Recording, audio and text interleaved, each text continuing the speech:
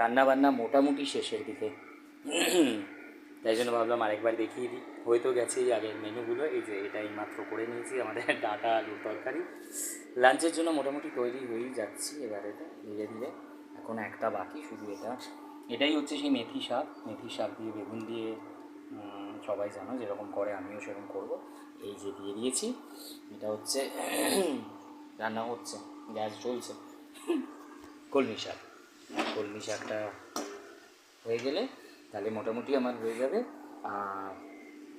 4টে পদ এখানে হয়ে যাবে। ডাল হয়ে গেছে, মাছ হয়ে গেছে, আর আমার ফেভারিট হয়ে গেছে ডাঁটা আলু কুমড়োর তরকারি, টক দই, এটা কলমি শাক।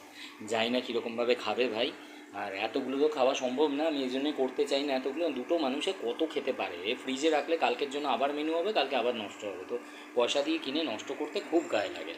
আর এরকম হয় নষ্ট। এই মাত্র মানে দেখাতে পারলাম না, স্ট্রবেরি কিনে সেই স্ট্রবেরি ফেলে দিতে হলো। দুদিন আগের কেনা স্ট্রবেরি ফ্রিজে রাখা সত্ত্বেও সেই স্ট্রবেরি ফেলে দিতে হলো। খুব গায়ে লাগে যে একটা স্ট্রবেরি দাঁত দিয়ে কাটতেই পারলাম না। কি ভুলটা অ্যাকচুয়ালি আমাদের, মানে ভাইয়ের, ও বলেছিল যে ওটা মিল্ক শেক করে দেবে আমাকে, বাট সেটা করবে করবে বলে আর মনেই নেই। সকালবেলা যখন ফ্রুটস খেলাম তখনও তার মধ্যে দেয়নি, ও জানি মিল্ক শেক করবে, যখন বার করেছে আজকে তখন দেখছে নষ্ট হয়ে গেছে পুরো। একটাও স্ট্রবেরি দাঁতে কাটতে পারলাম না, কিন্তু খুব গায়ে লাগলো। যাই হোক, কিছু করার নেই, এরকম নষ্ট আমার হাতেও হতে থাকে।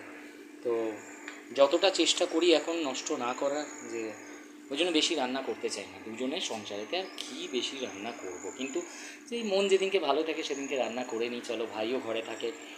এটার মধ্যে হচ্ছে রাইস, আজকে ব্রাউন রাইস খাবো না, আজকে হোয়াইট রাইসই খাবো। তো কারণ ভাই ব্রাউন রাইস খায় না। তো চলো এবারে লাঞ্চের জন্য আস্তে আস্তে তৈরি হই, আর দেখা হবে নেক্সট ব্লগে। টাটা।